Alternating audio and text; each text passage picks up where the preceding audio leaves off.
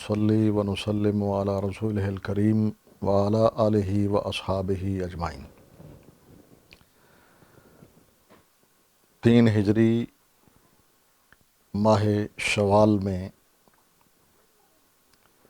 غزوہ احد وقوع پذیر ہوا۔ مدینہ طیبہ میں ایک پہاڑ ہے جس کا نام ہے احد۔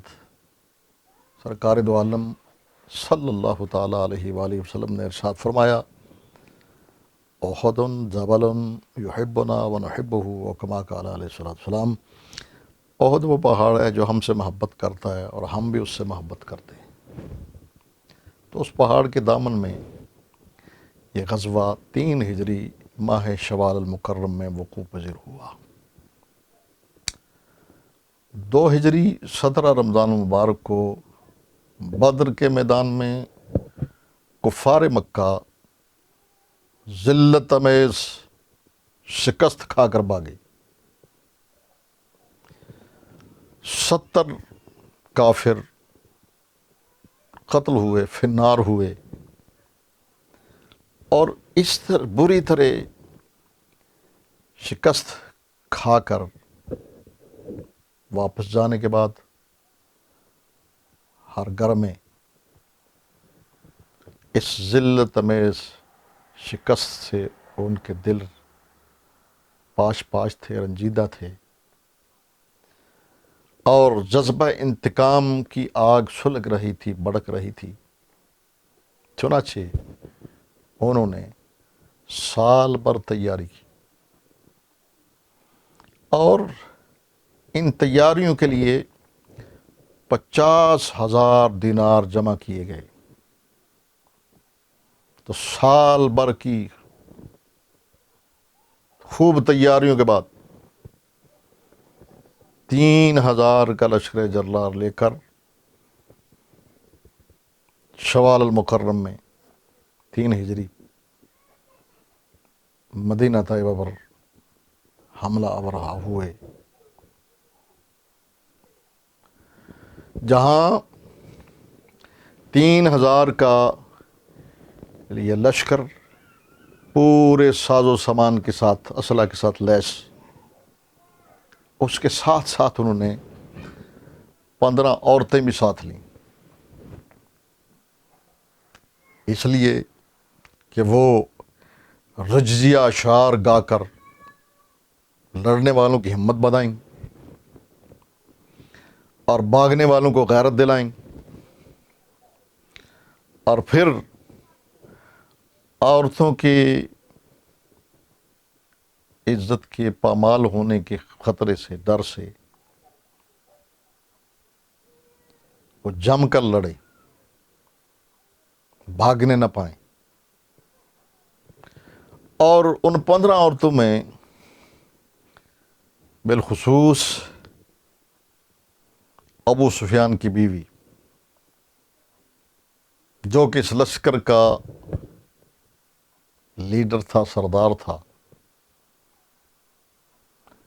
ہند، کتابی نام ہے ہند، مگر عوام میں زبان زد خاص عام ہے ہندا، وہ بھی ساتھ تھی۔ اور جب یہ لشکر مکۃ المکرمہ سے چلا، ایک راستے سے گزرا، اور اس سلسلے میں پیر محمد کرم شاہ صاحب کی شورۂ افاق سیرت کی کتاب ضیاء النبی سے ایک اقتباس پیش کرنا چاہوں گا۔ ضیاء النبی جلد نمبر 3، والیوم نمبر 3، صفحہ ہے 463، 463۔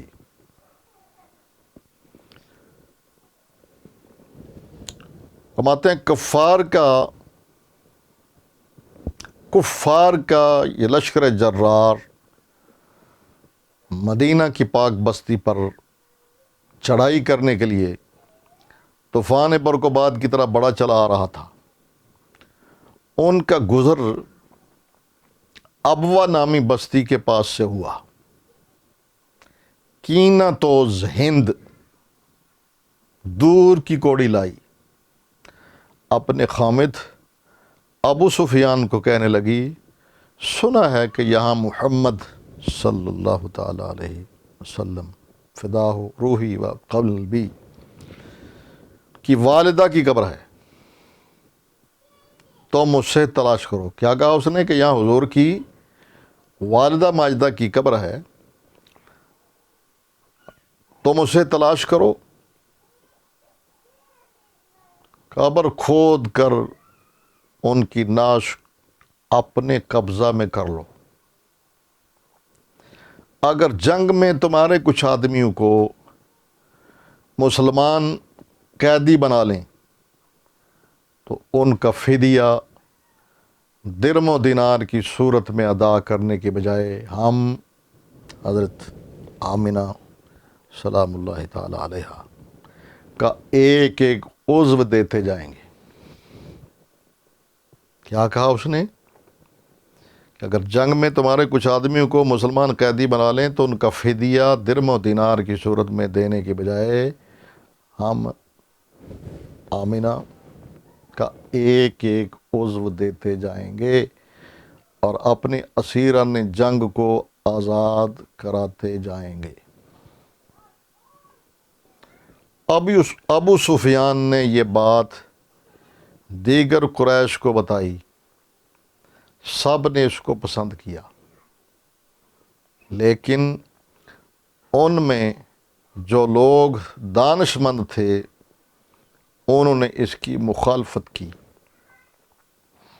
انہوں نے کہا، اگر تم نے قبر کھودنے کی رسم شروع کی، پھر تمہارے دشمن بنو بکر وغیرہ تمہارے اسلاف کی قبروں کو کھود کر ان کی تذلیل کرنا شروع کر دیں گے۔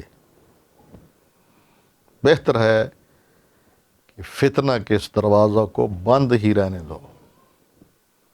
اس طرح اللہ تعالی نے اپنے محبوب کریم صلی اللہ تعالی علیہ وآلہ وسلم کی والدہ ماجدہ کی حرمت کو محفوظ رکھا۔ ان اللہ علی کل شیء قدیر۔